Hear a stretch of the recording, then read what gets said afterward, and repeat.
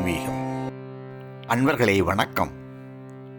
சிவத் தொண்டர்களாகிய நாயன்மார்களின் வரலாற்று செய்திகளை நாம் பதிவு செய்து வருகின்றோம். இன்று கண்ணப்ப நாயனாரின் வரலாற்றை காண இருக்கின்றோம்.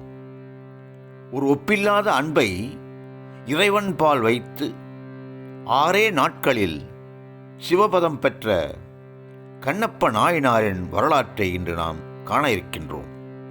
இறைவனை அடைய அறிவு நெறியை காட்டிலும் அன்பு நெறியே மேம்பட்டது என்றும், குலம், கோத்திரம், சாஸ்திரம், ஏழை, பணக்காரன் என்றெல்லாம் இல்லாமல் ஒரு வேட்டுவ குடியிலே பிறந்து இறைவனை எந்த முறையிலும் பின்பற்றாமல் அன்பு என்னும் உணர்வு மட்டும் கொண்டு எப்படி நாயன்மார் என்ற அந்த பதத்தை கண்ணப்பன் பெற்றான் என்பதை சொல்வதே இந்த வரலாறு.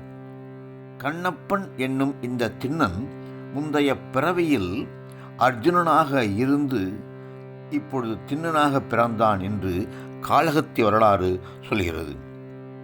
அப்பேற்பட்ட அந்த திண்ணனின் வரலாறு சொல்வதும் கேட்பதும் மிகவும் பாக்கியம். காரணம், அவன் அருளின்றி அந்த வரலாற்றை சொல்லவும் முடியாது, கேட்பதும் இயலாது. அன்பர்களே, பொத்தப்பி என்ற நாட்டில் உடுப்பூர் என்ற காடுகள் நிறைந்த ஊரில் வெகுகாலம் குழந்தை இல்லாமல் இருந்த நாகன் என்னும் வேட்டுவ தலைவனுக்கு தத்தை என்ற மனைவி இருந்தாள்.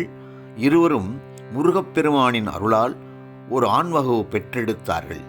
குழந்தை நன்றாக கொழுத்து தின் என்றிருந்தபடியால் அவனுக்கு திண்ணன் என்று பெயரிட்டனர்.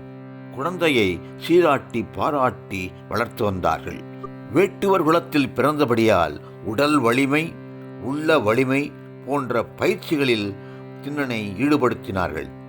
தம் குலத்தொழிலுக்கு ஏற்ப வில்வித்தை, வாள்வித்தை, ஈட்டி எறிதல் போன்றவற்றை எல்லோரும் வியக்கும் வண்ணம் பயிற்சி அடைந்து வருகின்றான். ஆசிரியர்கள் ஆச்சரியப்பட்டார்கள். அந்த அளவுக்கு பயிற்சி அடைந்து விட்டான். சென்ற பிறவியின் வாசனை தொடர்கின்றது போலும். திண்ணன் செழுமையாக வளர்ந்து வருகின்றான். தந்தை நாகனுக்கு முதுமை வந்துவிட்டது. நாட்டின் பாதுகாப்பு கருதி 16 வயது நிரம்பியுள்ள திண்ணனை வேடர் தலைவனாக நாகன் முடிசூட்டு விடுகிறார். ஒரு நாள் திண்ணன் கன்னி வேட்டையாட காற்றுக்குள் படையோடு சென்றார். நாணன் மற்றும் காடன் என்ற இருவரும் அவனுக்கு துணையாக சென்றார்கள். அப்பொழுது காட்டுக்குள் ஒரு பெரும் பன்றி வீசிய வலைகளை அறுத்து கொண்டு ஓடத் தொடங்கியது. அதை துரத்து கொண்டு திண்ணனும் நாணனும் காடனும் ஓடுகிறார்கள். நண்பர்களே, ஆன்மீகவாதிகள் இந்த காட்சியை அனுபவித்து சொல்லுவார்கள். அதாவது, கொழுத்த அந்த பன்றி ஆணவ மலத்தையும் கண்ம மலத்தையும் காட்டுகிறது. அதை அழிக்க துடிக்கிறது இந்த ஆத்மா. இந்த ஜீவாத்மா பரமாத்மாவை தேடி வேகமாக ஓடிக்கொண்டிருக்கிறது. அதற்கு துணையாக நல்வினையும் தீவினையும் போல் இந்த நாணனும் காடனும் துணை செய்கின்றார்கள் என்று சொல்லுவார். பன்றியை விடாமல் வேகமாக துரத்தி கொண்டு நெடுந்தூரம் வந்தபடியால் அடுத்த காற்றுக்குள் மூவரும் நுழைந்து விட்டார்கள். மூவரும் இடைவிடாமல் துரத்தினார்கள். ஒரு இடத்தில் பன்றி சற்று களைப்படைந்து விட்டது. ஓடுவதை நிறுத்தியது. இப்போது திண்ணன் அதோடு போரிட தயாராகின்றான். வேட்டை ஆடுவதிலும் ஒரு நேர்மை உள்ளவர்கள் வேடுவர்கள். மிருகங்கள் கருவுற்றிருந்தால் அதை அவர்கள் கொல்லுவதே இல்லை. முதலில் கட்டிப்புரண்டு சண்டையிட்டு பிறகு தனது உடைவாளால் அந்த பன்றியை கொன்றுவிடுகின்றான் திண்ணன். நாணனும் காடனும் இது கண்டு மகிழ்ந்தார்கள். மூவருக்கும் தண்ணீர் தாகம் மற்றும் பசி இரண்டுமே ஏற்பட்டது. கன்னி வேட்டை என்றபடியாலே திண்ணனுக்கு அந்த காட்டை பற்றி ஒன்றும் தெரியவில்லை. குடிக்க தண்ணீர் வேண்டுமே, என்ன செய்வது என்று யோசிக்கின்ற வேளையில் நாணன் சொன்னான், இன்னும் சற்று தொலைவில் இந்த தேக்கு மர தோப்பை கடந்தால் பொன்முகலி ஆறு ஒன்று வருகிறது, அங்கே செல்லலாம் வாருங்கள் என்று சொல்லி மூவரும் புறப்பட்டு சென்றார்கள். திண்ணனும் நாணனும் தண்ணீர் அருந்த பொன்முகலி ஆற்றுக்கு சென்றார்கள். அப்பொழுது அவன் எதிரில் காளகத்தி மலை தெரிகின்றது. அந்த மலையை திண்ணன் இதுவரை பார்த்ததே கிடையாது. பார்க்க பார்க்க மெய் சிலிர்த்து போகின்றான் திண்ணன். ஏதோ ஒரு உணர்வு அவனை ஆட்படுத்துகின்றது. அப்பொழுது நாணன் சொன்னான், இந்த மலையில் குடிமித்தேவர் கோவில் உள்ளது, வா சென்று பார்க்கலாம் என்று சொன்னான். அப்படி அவன் சொன்னபோது திண்ணன் உடம்பில் பேரின்ப சக்தி பிறந்தது. உலகபாரம் திண்ணனுக்கு குறைந்தது போல் இருந்தது. அவன் கையிலே குடிப்பதற்காக எடுத்த அந்த தண்ணீரை குடிக்காமல் கீழே நெகிழவிட்டான். காடனிடம் இந்த பன்றியை பக்குவமாக சமைத்து வை என்று சொல்லிவிட்டு நாணனும் திண்ணனும் பொன்முகலி ஆற்றை கடந்து காளத்தி மலையில் ஏறத் தொடங்கினார்கள். அப்பொழுது திண்ணன் காதில் ஏதோ ஒரு சப்தம், துந்திபி சப்தம் கேட்பது போல இருக்கிறது. அவன் நாணனிடம் கேட்டான், நானா, உனக்கு காதில் துந்திபி ஓசை கேட்கிறது போல் இருக்கிறதா என்று கேட்க நாணன் சொன்னான், அந்த ஓசை தேன் வண்டுகள் ரீங்காரமிடுகின்றது, அதுதான் அந்த சப்தம் என்றான். இப்படியாக ஒவ்வொரு படியாக காளத்தி மலையை திண்ணன் கடந்து வருகின்றான். அன்பர்களே, ஆன்மீகவாதிகள் இந்த காட்சியை திண்ணன் 36 தத்துவங்களை கடந்து ஒவ்வொரு படியாக ஏறுகின்றான் என்று அகமகிழ்ந்து சொல்வார்கள். ஒரு காந்தம் இரும்பை இழுப்பது போல் குடும்பித்தேவர் திண்ணனை இழுக்கின்றார். அப்போது சிவமாக போகின்ற திண்ணன் என்னும் இந்த ஜீவன் வருகைக்காக தேவர்கள் துந்துபி ஊதுகிறார்கள்.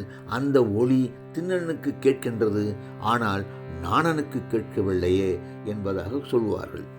இருவரும் மலை உச்சியை அடைந்தார்கள். அப்பொழுது குடும்பித்தேவர் லிங்க வடிவில் காட்சி தருகின்றார். அவர் திருநோக்கம் திண்ணன் மீது பாய்ந்தது. தன்னை மறந்தான் திண்ணன். வேடனாய் இருந்த அந்த திண்ணிய உடம்பானது அன்பே உருவாய் மலர்போல் மாறியது என்கிறார் சேக்கிழார். ஓடிப்போய் சிவலிங்கத்தை தழுவினான், முத்தமிட்டான், திரும்ப திரும்ப தழுவினான். அப்பொழுது சொன்னான், நீ என் சொந்தமாயிற்றே, இப்படி விலங்குகள் மத்தியிலே நடுக்காட்டில் வந்து தனித்து இருக்கிறாயே என்று சிவலிங்கத்தை மீண்டும் மீண்டும் ஆறத் தழுவுகிறான். எழுந்து நின்று கூத்தாடுகிறான். இதை பார்த்து கொண்டிருந்த நானும் நினைத்தான், ஐயோ, திண்ணனுக்கு என்ன ஆயிற்றென்றே தெரியவில்லையே, இப்படி பைத்தியம் போல் நடந்து கொண்டிருக்கின்றானே என்று திகைத்து நின்றான். திண்ணனது அன்பானது தேங்கிய தண்ணீர் அணையை உடைத்துவிட்டு கிளம்பியது போல் அளவற்று பெரியது என்று சொல்வார்கள். திண்ணன் சிவலிங்கத்தை பார்த்து சொன்னான், இனி நீ கவலைப்படாதே, நான் உனக்காக காவல் இருக்கிறேன், நான் வந்துவிட்டேன் அல்லவா. அப்பொழுதுதான் பார்க்கின்றான், சிவலிங்கத்தின் மீது பூக்கள் எல்லாம் போடப்பட்டிருக்கின்றன. கீழே உணவுகள் படைக்கப்பட்டிருந்தது. அப்பொழுது நாணனை பார்த்து கேட்டான், நானா, இப்படி சிவலிங்கத்தின் மீது யார் பூக்களை போட்டிருப்பார்கள் என்று கேட்டான். நாணன் சொன்னான், நான் உன் தந்தையோடு வேட்டைக்கு வருகின்ற பொழுது இங்கே சிவகோச்சியார் என்ற ஒரு அந்தணர் சிவபூஜை செய்து ஏதோ வாயை முணுமுணுத்து விட்டு சென்று விடுவார் என்று நான் பார்த்திருக்கிறேன். அப்படியா, என் சாமிக்கு இதெல்லாம் பிடிக்குமா? சரி, நானும் அதுபோல் செய்கின்றேன் என்று சொல்லிவிட்டு எழுந்தவன் சிவலிங்கத்தை விட்டு 2 அடி வந்திருப்பான். திரும்பவும் ஓடிப்போய் கட்டிப்பிடித்துகிறான், தழுவுகிறான், முத்தமிடுகிறான். உன்னை பிரிய மனமில்லையே, நான் என்ன செய்வேன்? ஆனால் உனக்கு பசிக்குமே, ஏதாவது உணவு உனக்கு கொண்டு வர வேண்டுமல்லவா என்று சொல்லிவிட்டு மீண்டும் எழுகிறான். 2 அடி செய்கிறான், மறுபடியும் வந்து ஒட்டி தழுவுகிறான். இப்படியாக நடந்து கொண்டிருக்கிறது. இதை கண்ட நாணன் ஒன்றுமே சொல்ல முடியாமல் திகைத்து நின்றபடியே இருந்தான். பிறகு கன்றினை பிரியும் தாய்போல் சிவலிங்கத்தை விட்டு எழுந்து மலை இறங்கி காடன் இருக்கின்ற அந்த இடத்திற்கு இருவரும் சென்று விட்டார்கள். காடன் பக்குவமாக சமைத்து வைத்திருந்த அந்த பன்றிக்கரையை, சுவையான பாகங்களை இவன் வாயில் போட்டு நன்றாக வெந்துள்ளதா என்று பார்த்து பக்கத்திலே இருக்கின்ற அந்த சருகுகளை தொன்னை போல் ஆக்கி அதில் துப்பினான். வேண்டிய அளவு மாமிசத்தை தொன்னையில் எடுத்துக்கொண்டான் திண்ணன். காடன், நாணன் இருவரும் இடையிடையே பேசுவது திண்ணனுக்கு காதில் விடவே இல்லை. அவன் முற்றிலும் மாறிவிட்டான். இதைக் கண்டு காடனும் நாணனும், திண்ணனுக்கு ஏதோ ஆகிவிட்டது, அவன் பெற்றோரிடம் இதை பற்றி சொல்ல வேண்டும் என்று சொல்லிவிட்டு இருவரும் ஊர் திரும்பிவிட்டார்கள். திண்ணன் ஒரு கையில் வில், ஒரு கையில் பன்றியின் இறைச்சி, தலையில் காட்டுப்பூக்களை சொருகிக் கொண்டு திருமஞ்சனம் செய்வதற்காக பொன்முகலி ஆற்றில் வாயில் நீரை எடுத்துக்கொண்டு குடிமித்தேவரை பார்க்க வேண்டும் போல் மலையேறுகின்றான். குடிமித்தேவரை வந்தடைந்தான். முதலில் அவர் மேலே இருந்த பூக்களை எல்லாம் காலால் கீழே தள்ளி சுத்தம் செய்தான். வாயிலே இருந்த பொன்முகுழி ஆற்று நீரால் அவரை அபிஷேகம் செய்தான். பிறகு தன் தலையிலே இருந்த காட்டுப்பூக்களை அவர் தலையிலே வைத்தான். கையிலே இருந்த தொன்னையில் உள்ள இறைச்சியை ஒரு தாய் போல் அவனுக்கு ஊட்டத் தொடங்கிவிட்டான். இரவு வந்துவிட்டது. கையிலே வில்லோடு சிவலிங்கத்தின் முன் நின்று காவல் செய்கின்றான். மீண்டும் காலையில் திண்ணன் சிவலிங்கத்திற்கு உணவு படைக்க வேட்டையாட வெளியிலே வந்து விடுகிறான். அவன் சென்ற சிறிது நேரத்தில் குடிமித்தேவருக்கு நித்தம் பூஜை செய்யும் சிவகோச்சியார் என்ற அந்தனர் வருகிறார். சிவலிங்கத்தின் மீது காட்டுப்பூக்களும் கீழே பன்றி இறைச்சியும் சிதறி கிடந்ததைக் கண்டு யார் இந்த வேலையை செய்திருப்பார்கள் என்று மனம் நொந்து வேதனை அடைந்தார். எல்லாவற்றையும் அகற்றி நன்றாக சிவலிங்கத்தை மீண்டும் சுத்தம் செய்கின்றார். பூக்களை சாத்துகின்றார், உணவு படைக்கின்றார், தீபதூபம் காட்டுகின்றார், மந்திரங்களை சொல்கின்றார். படைத்துவிட்டு சென்று விட்டார். உச்சி வேளையின் போது திண்ணன் வில்லேந்திய கையோடு விலங்கின் இறைச்சியோடு தலையில் காட்டு பூக்களோடு வாயில் பொன்முகுழி ஆற்று தண்ணீரோடு வந்தான். சிவபெருமானின் மீது உள்ள பூக்களை கால்களால் அகற்றினான். சிவகோச்சியார் படைத்த அனைத்தையும் சுத்தம் செய்தான். பிறகு வாயில் கொண்டு வந்த அந்த நீரால் சிவலிங்கத்திற்கு திருமஞ்சனம் செய்து வைக்கின்றான். பிறகு காட்டுப்பூக்களை அவர் தலையிலே வைத்தான். குடிமித்தேவருக்கு கையில் இருந்த மாமிசத்தை ஊட்ட ஆரம்பித்து விட்டான். ஒவ்வொரு நாளும் சுவாமிக்கு சைவ உணவும் அசைவ உணவும் மாறி மாறி படைக்கப்படுகிறது. இறைவன் இரண்டையும் ஏற்கின்றான். வேத முறைப்படி சிவபூஜை நடக்கின்றது. அதேபோல அன்பை தவிர வேறு எந்த முறையும் தெரியாத, வேறு எந்த முறையும் பின்பற்றாத திண்ணன் சிவபூஜை செய்கின்றான். திண்ணனுக்கு ஒரு மகிழ்ச்சி. காரணம், அவன் தேடி வந்த பொருள் அவனுக்கு கிடைத்துவிட்டது. ஆனால் சிவகோச்சியார் ஒவ்வொரு நாளும் மனம் வேதனையோடு தன் இருப்பிடம் வருகிறார். எந்த மூடன் இப்படி செய்கிறான் என்று தெரியவில்லையே சுவாமி என்றுதான் சொல்லி உறங்கச் செல்வார். 5ஆம் நாள் இறைவன் சிவகோச்சியார் கனவிலே வருகின்றான். சிவகோச்சியாரே, வருந்தற்க, நீர் நினைப்பது போல் அவன் மூடன் அல்லன், நல்ல பக்தன். அவன் என் மீது கொண்ட அன்பை நீ நாளை மறைந்திருந்து பார் என்று சொல்லிவிட்டு சென்று விடுகிறார். இந்த கனவை கண்ட பிறகு சிவகோச்சியார் தூங்கவில்லை. இது நாள் வரை இறைவன் தன்னோடு ஒருபோதும் கனவில் வந்து பேசவில்லையே. ஒரு பக்தனுக்காக என் கனவில் வந்து பேசுகின்றானே, அந்த பக்தன் யார், அவன் பக்தியின் தன்மை என்ன என்று பார்க்க விடிந்தவுடன் பொன்முகலி ஆற்றில் நீராடிவிட்டு சிவபூஜைக்கான பொருட்களை எடுத்துக்கொண்டு மலை ஏறினார் சிவகோச்சியார். எப்பொழுதும் போல் அந்த காட்டுப்பூக்களையும் மாமிசத்தையும் அப்புறப்படுத்திவிட்டு சிவபெருமானை சுத்தம் செய்தார். சிவபூஜையை முறைப்படி செய்தார். பிறகு இறைவன் சொன்னது போல் மறைவில் இருந்து ஒளிந்து கொண்டார்.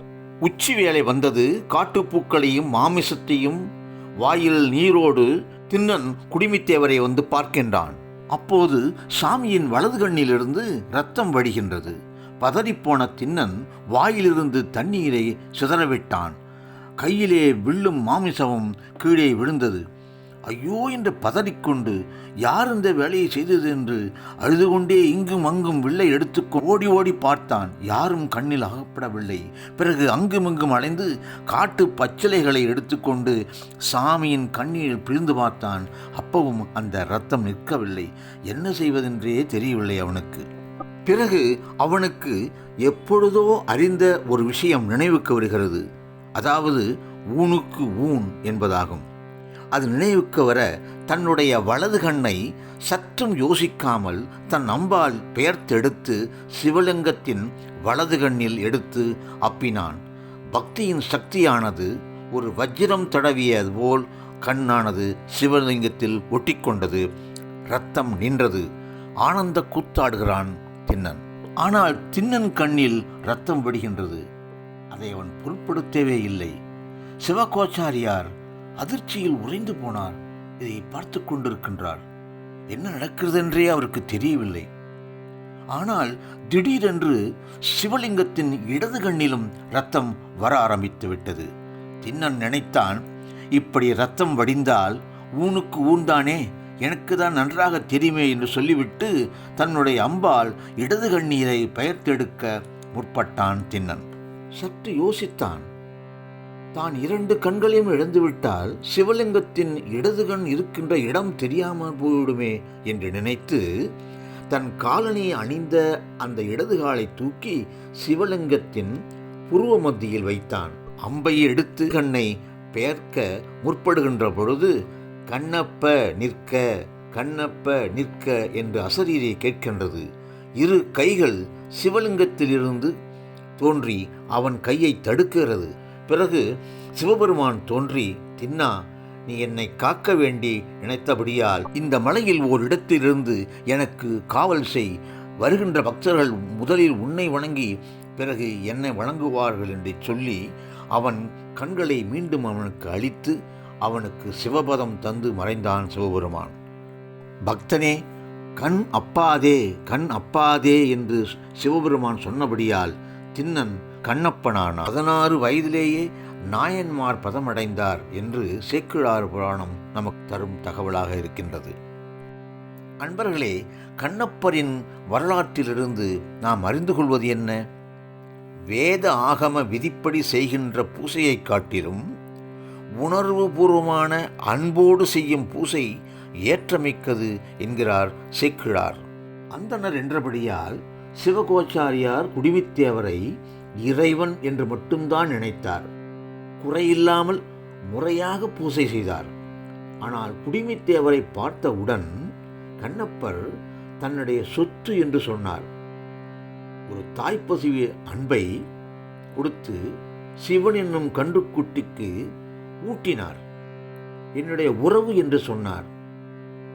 படிக்காதவன், எந்த ஒரு வேதமும் தெரியாது, வேட்டுவர் குலத்தில் தோன்றி குடிமித்தேவரை பார்த்ததும் தன்னை மறந்தான், உலகப்பற்றைய நீக்கினான்.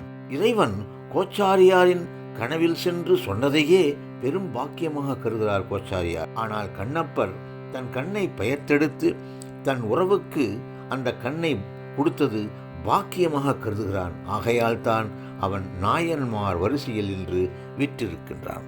அடியப் போகும் இந்த உடல் பாகங்களை நம்மால் மற்றவர் உயிர்களுக்கு கொடுத்து அன்பை வெளிப்படுத்த முடியும் என்று கண்ணப்பர் அப்பொழுதே சொல்லிவிட்டார். 186 பாடல்களை கண்ணப்ப நாயனருக்காக பாடிய சேக்கிழார் பெருமான் சொல்கிறார், உயர்ந்த குலத்தில் பிறந்த அந்தணர் முதல் காட்டிலே வாழ்கின்ற வேடுவன் வரை இறைவனுக்கு இருவரும் ஒருவரே. அறிவுடையவர்கள் மட்டும் பாதை தெரிந்து இறைவனை அடைந்தால் அந்த சமயம் அறிவுடையவர்களுக்கு மட்டுமென்று ஆகிவிடாதா? அதை உடைக்கத்தான் இந்த கண்ணப்ப நாயனாரின் கதை.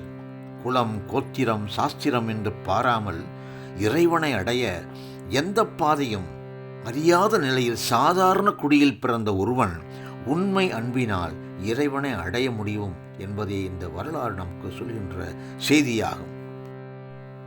கண்ணப்பரின் பக்தியை நம் நால்வர் பெருமக்கள் புகழ்ந்து பாடுகிறார்கள். பல இடங்களில் பாடுகின்றார்கள். பட்டினத்தடிகள் கூட பாடுகின்ற பொழுது தொண்டு செய்து நாளாரில் கண்ணிடத்து அப்பவல்லேன் என்று பாடுகிறார். ஆதிசங்கரர் தனது சிவானந்த லகரியில் 63வது ஸ்லோகத்தில் ஒரு சிறந்த பக்தன் எப்படி இருப்பான் என்று கண்ணப்பரின் இறை வழிபாட்டையும் அவன் செய்த தொண்டையும் சொல்கின்றார். அவர் சொல்லுகிறார், பக்தி என்றால் இதுவன்றோ பக்தி. கண்ணப்பரின் உமிழ்நீர் கலந்த தண்ணீர் கங்கையை விட புனிதமானது. அவன் எச்சில் செய்து படைத்த பன்றிக்கறி அமிர்தத்தை விட சிவனுக்கு உயர்வானதாக தெரிந்தது. கண்ணப்பர் தலையில் வைத்திருந்த அந்த காட்டுப்பூக்கள் அதை சிவனுக்கு சூடி மகிழ்ந்தது. கற்பக மலருக்கு மேலானது என்று ஆதிசங்கரர் போற்றி புகழ்கின்றார். எத்தனை காலம் இறைவனை வழிபட்டோம் என்று காண்பதை விட எப்படி வழிபட்டோம் என்பதே மிகவும் முக்கியமாக கருதப்படுகிறது. அன்பே சிவம். ஆகையால் 6 நாட்களில் சிவா அனுபவம் பெற்றான் கண்ணப்பன். இந்த கதையை பிள்ளைகளுக்கு சொல்லிக் கொடுங்கள், மற்றவர்களுக்கும் பகிருங்கள். கண்ணப்பரின் முக்தி தலம் காளஹஸ்தி. அவருடைய குரு பூஜை தை மாதம் மிருகசீஷ நட்சத்திரம் என்று சொல்லி இந்த அளவிலே முடிக்கின்றேன். நன்றி, வணக்கம். சிவா திருச்சிற்றம்பலம்.